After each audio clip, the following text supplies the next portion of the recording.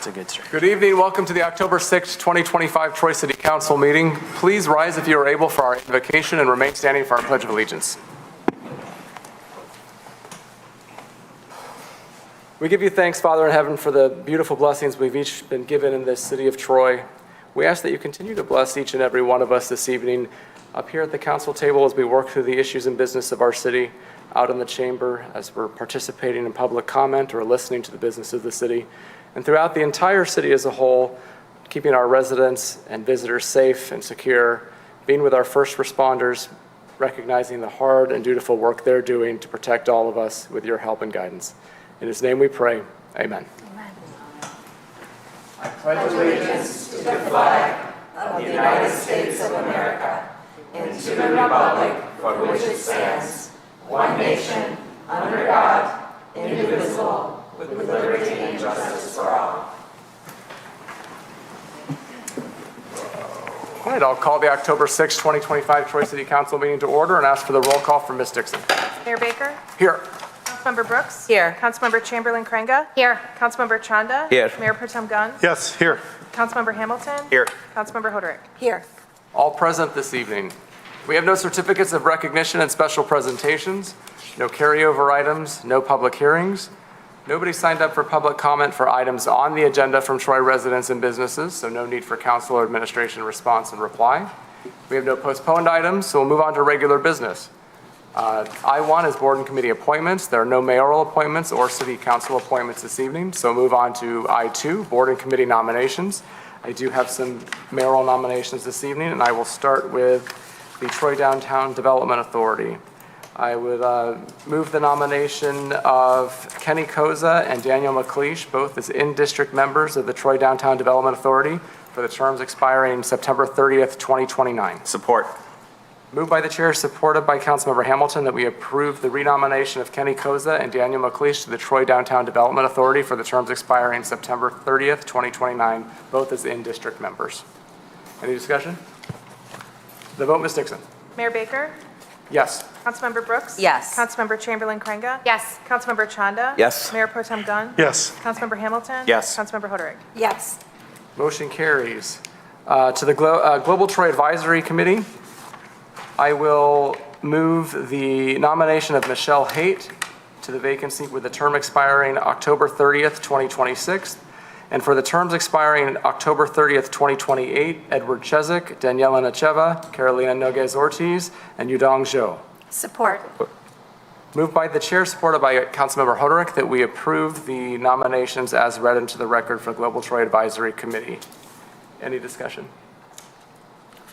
The vote, Ms. Dixon. Councilmember Brooks? Yes. Councilmember Chamberlain-Crainga? Yes. Councilmember Chanda? Yes. Mayor Pro Tem Gunn? Yes. Councilmember Hamilton? Yes. Councilmember Hoderick? Yes. Mayor Baker? Yes, motion carries. That concludes mayoral nominations this evening.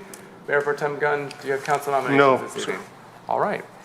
That concludes board and committee nominations. We have no closed session requested this evening, so we'll move on to I4, which is a bid waiver catalog upgrade to Vega Discover Premium and Polaris SMS for Troy Public Library. That'll be introduced by our library director, Emily Dumas. Good evening, Mayor. Good evening, Mayor. Good evening, Council. Troy Public Library uses an integrated library system called Polaris, and this is a software system that manages all library functions, including circulation, cataloging, acquisitions, patron management, and a public catalog to search, browse, place hold, and access patron accounts. Polaris is a product of Innovative Interfaces, Inc., which is a Clarivate product. Our current catalog is through Polaris, and it's called the Power PAC. In 2022, Clarivate launched a new catalog called Vega Discover. This catalog provides an enhanced patron experience with a simple and intuitive interface and its advanced searching capabilities. The interface provides what's called roll-up records, which is pretty unique for catalogs. It combines all the formats of an item into one single record, so that if you search, let's say, Harry Potter and the Sorcerer's Stone, you would see the physical book, the large print book, the audio book, and the ebooks as well, all into one record instead of having to scroll through many. That's actually something that we get complaints from patrons about, is that our catalog is not the most user-friendly, and they have to do a lot of scrolling, and sometimes it's confusing what they're actually looking for and where it's at. The interface provides, Vega Discover also creates a very personal experience for patrons. It makes smart suggestions about resources that they may like. It can link family accounts into one portal. It provides programming information through the catalog, and it offers some bookshelves to store items that they might want to come back to. With all these features in mind, this catalog has the potential to greatly improve the patron's catalog experience. And so I am asking for approval to upgrade to the Vega Discover catalog. In addition to this request to update the catalog, I am also asking to incorporate their SMS messaging service. Library patrons can receive text messages to remind them about their due dates and their renewals and the like. We currently use Polaris' service, and it converts the emails that the staff sends into text messages. But in 2026, phone carriers are no longer going to be recognizing these types of messages, so we're going to have to come up with an alternative. The year one cost to implement Vega Discover and the SMS messaging is $39,116, as well as a one-time implementation fee of $15,000. This would be a 3-year agreement as outlined in the contract provided. Tonight, I am asking for approval to waive the bid process and enter into a 3-year contract with Clarovit, our current integrated library system provider, to upgrade to the Vega Discover catalog platform and their SMS service. Thank you, and at this time, I can take any questions. Thank you, Emily. Mayor Pro Tem Gunn.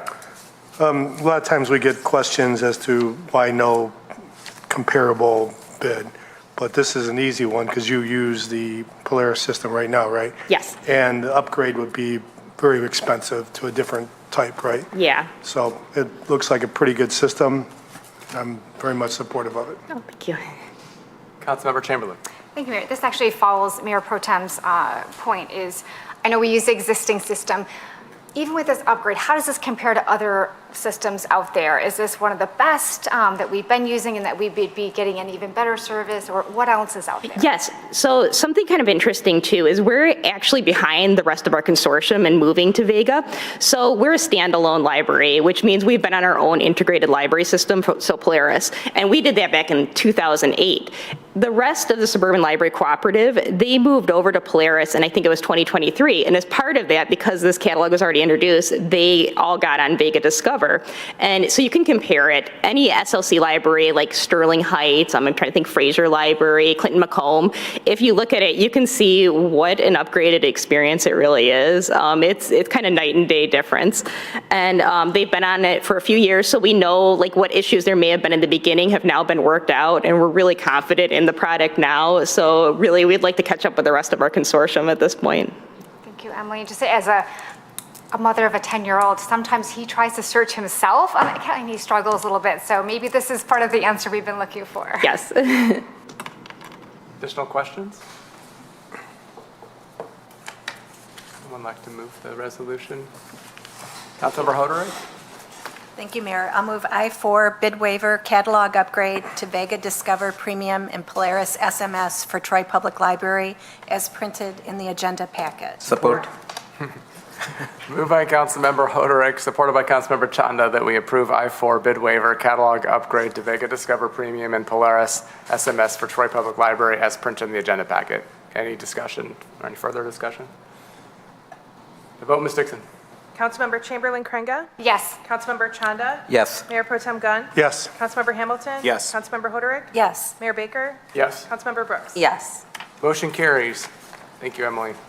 That concludes regular business. Next up is the consent agenda. Would anyone like to remove an item from the consent agenda for further discussion? Councilmember Hamilton. I'd like to move all items on the consent agenda as printed in the agenda packet. Support.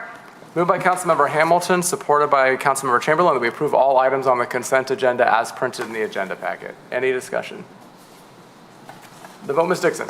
Councilmember Chanda? Yes. Mayor Pro Tem Gunn? Yes. Councilmember Hamilton? Yes. Councilmember Hoderick? Yes. Mayor Baker? Yes. Councilmember Brooks? Yes. Councilmember Chamberlain Krenga? Yes.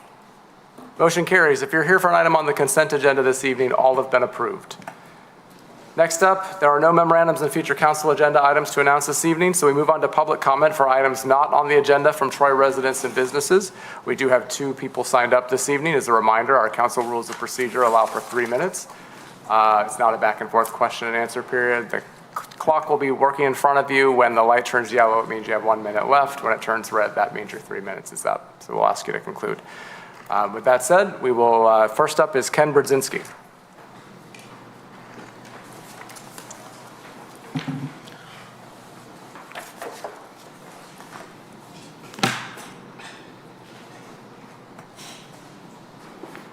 Mayor, Council.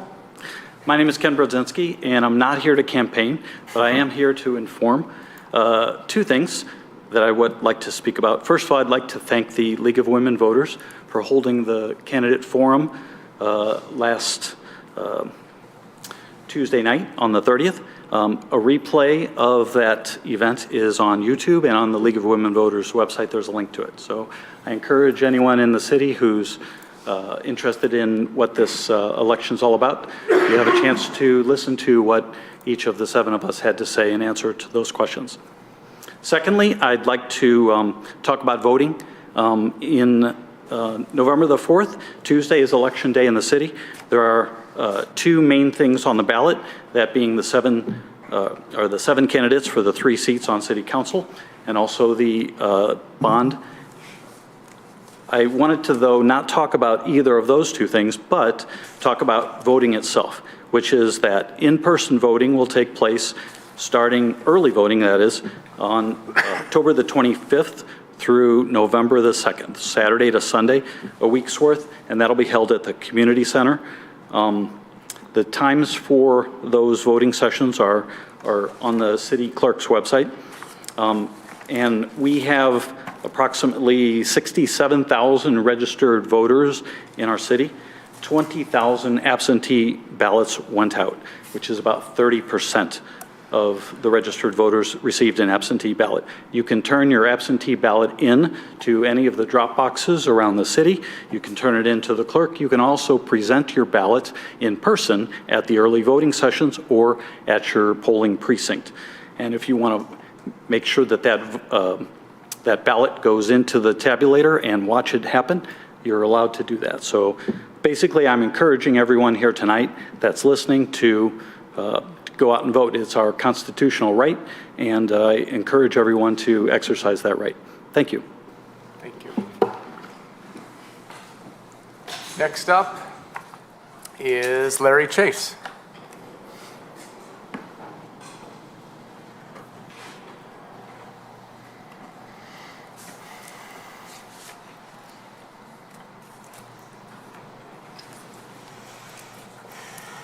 Good evening. I'm going to be short and sweet. My name's Larry Chase.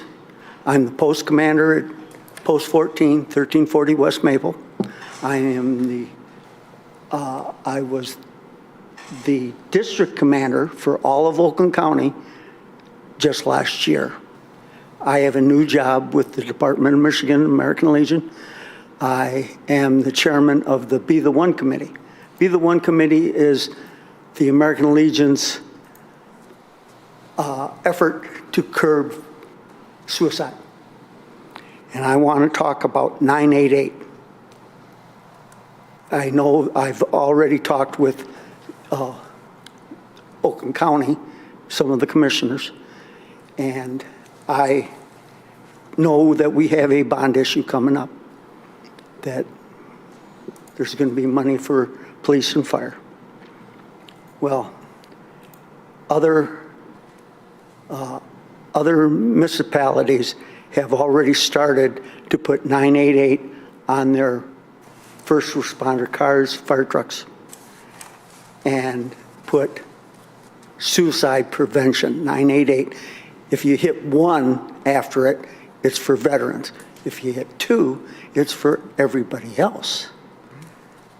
And that's what I want to that's what I'm talking about, because it would be a good idea. I was just up in Sault Ste. Marie, Michigan, and the tribe up there at the casino already has 988 on their cars. That's basically all I have, Mayor. And Thank you. I'll see you on Veterans Day. Thank you, Mr. Chase. Thank you very much. That concludes those that have signed up for public comment for items not on the agenda from Troy residents and business owners. Now's an opportunity for council response and reply. I saw Mayor Pro Tem Gunn's hand go up. Commenting on the veterans, proud member of American Legion, and I think that's a pretty good idea. Yep. Perfect. Thank you. We'll we can talk a little more about it as a group. Councilmember Hamilton? Yeah, I was going to talk about, ask the clerk about election stuff, but since Mr. Brzezinski brought it up, I asked Clerk Dixon if she wants to give a summary of the election options coming up and the important dates and everything. And we already heard some of them, but I know it's coming up soon, so. Thank you. So early voting starts October 25th, and it goes through November 2nd. Every day except for Thursday, the hours are 8:30 to 4:30. Thursdays are late nights, so we're open noon to 8 for early voting. That's at the Troy Community Center. Absentee ballots started getting mailed out about a week, just under a week ago, and we had about almost 20,000 that went out in the mail the first day, and then we've been issuing small quantities each day, but 20,000, that's a lot of ballots for local elections. So we probably pretty much, we're not going to get too many more of those going out, but they've already started coming back. We've got hundreds of them back already. They started coming back almost immediately. So if you have an absentee ballot at your house, you have 3 options. You can either return it to the clerk's office through the mail or in a drop box. You can wait and vote it at the early voting center, or you can take it with you to your in-person precinct on election day and vote it in your precinct. So precincts will be open 7 a.m. to 8 p.m. on November 4th, and we remind everybody that we do have a new map since the last time everyone voted, so your precinct location may have changed. We have a page dedicated to the map with a tool where you click on the tool, you put your address in, and it'll tell you what your precinct is. We're also going to have signs at all the precincts where there was a change, so with a QR code that you can hit with your phone, and it'll take you to the tool so you can type your address in and find out where your precinct is. And as always, we have everything on our website, and my office responds to emails and phone calls and questions at the counter all day long, so feel free to contact us if there's any questions.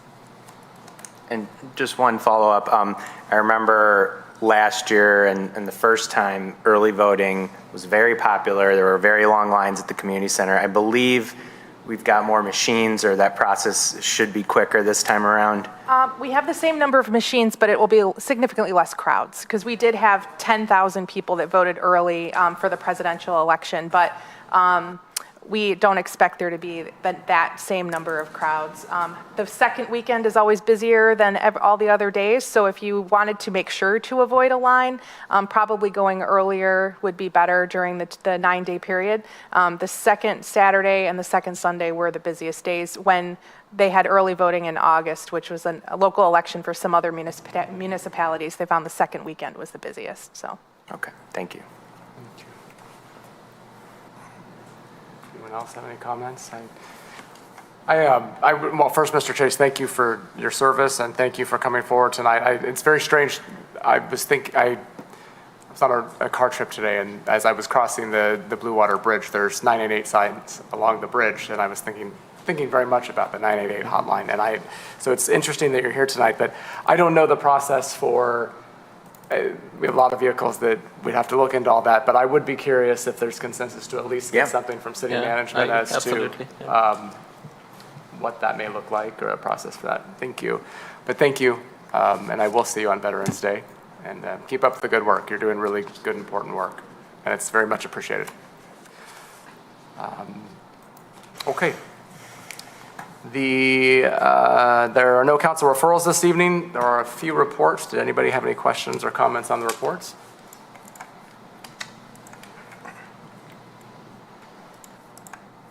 All right. Council comments. I was going to ask about the election stuff, but that got handled. So I have a few. Councilmember Brooks. Okay, thank you, Mayor. I have a few tonight. So there's a lot going on. It's a busy season. So first, I do want to recognize Councilmember Rebecca Chamberlain.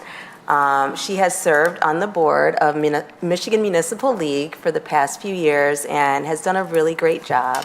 And I know at this last convention, it was her last meeting. So I just want to thank her for her leadership in that role.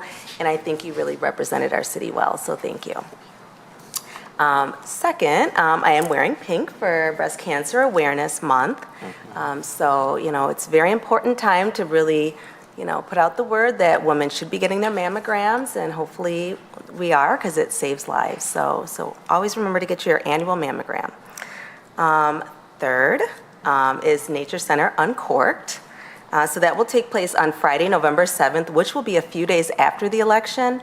So it might be a really good time for some wine and spirits for some people. They may need it. But it will take place on November 7th, 6 to 9 at the Community Center. And you can purchase your tickets online. And it's always an important event just for the Nature Center. It's our largest fundraiser of the year. And so, it's really appreciated, the money that we get, because it helps to support the Community Center, which is a gem in our city. And then finally, so I just had some thoughts, with our election coming up, I was just kind of thinking, and I just wanted to take a moment to really kind of appreciate, the council that I serve with.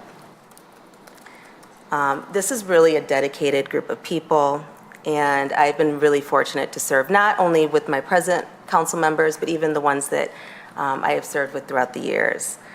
And when I really look at all of them, I know that, we're really fortunate here in Troy. At so many other levels of government, we see so much dysfunction and grandstanding, and ultimately that behavior really hurts the constituents. And what makes our council different, I believe, is that we really respect each other. And we all come from all different leanings. I don't think it's any secret. We all have our political leanings. We all have our opinions on things, but we all respect each other.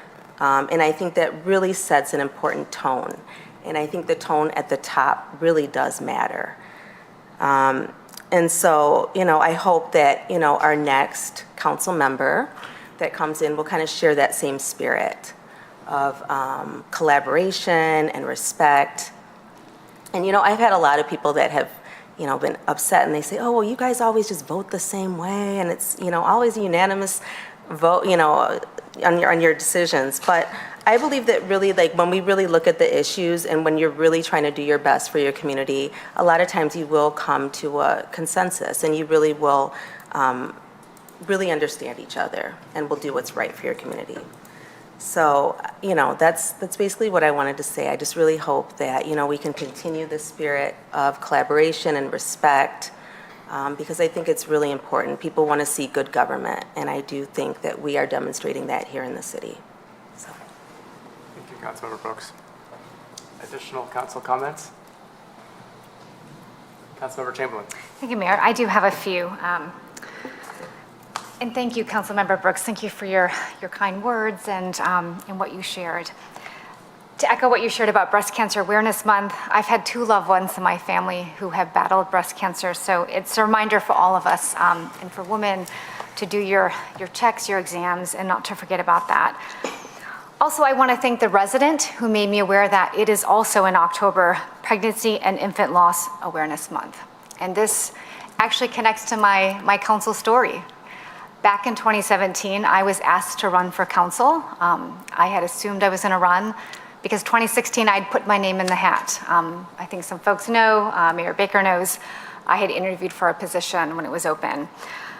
I had a miscarriage, and that changed my path, at least for a number of years. And I just want to recognize, as someone who, you go through a miscarriage and you got to get up as a woman and go to work on Monday.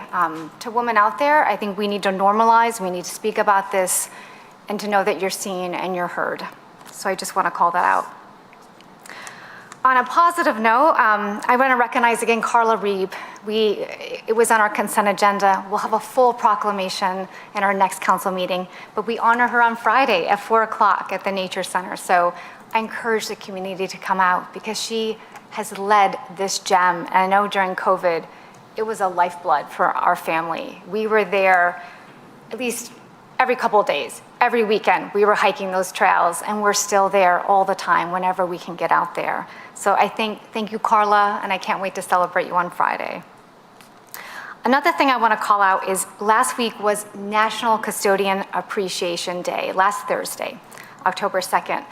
I'm proud of my son. My 10-year-old for the past 3 years has gathered his class and had folks sign cards to thank their custodians at their elementary school. My son recognizes that as a young boy, they're not always clean, and it can get pretty darn messy. And so I appreciate that he's taken initiative and had his class sign cards and to give it to their custodians. I saw one of ours here out in the parking lot as I came in, and I stopped her and I thanked her. I remember, and I want to remember our custodians here, City Hall, and throughout the city of Troy for what they do, and I thank them. I thank them in honor of that custodial recognition, awareness, and that week. And I say that because I also remember my first full council meeting. This is just before COVID, when we all went online. We approved the contract for the current company that we use today. So again, I thank you for all that you do across the city of Troy. Last thing was, this week is also Fire Prevention Week. And during this week, we always have our fire department, Troy Fire open houses all over. And we always go to our local station. One year, we tried to go to, I think 3/4 of them. We didn't quite make all of them we wanted to. But we went to ours because I'm also on the doors a lot and want to be out with residents. But we did hit Station 3. And again, I want to thank our fire department. And I love the way that they have made themselves so accessible. And each year, they do change it up. There's new activities for the kids. And my son, he's been going since he was a toddler. We remember when he was a tiny little toddler holding that big hose and spraying the pretend stove that's on fire. So I thank them, and I thank those opportunities to the city of Troy that we open up those opportunities for families, residents, children, everyone. So thank you. Thank you, Councilmember Chamberlain. Appreciate that. Any additional council comments? All right. I don't see anybody has signed up for public comment for items on or not on the agenda for members of the public outside of Troy, and we do not have a closed session. So with that, we're adjourned.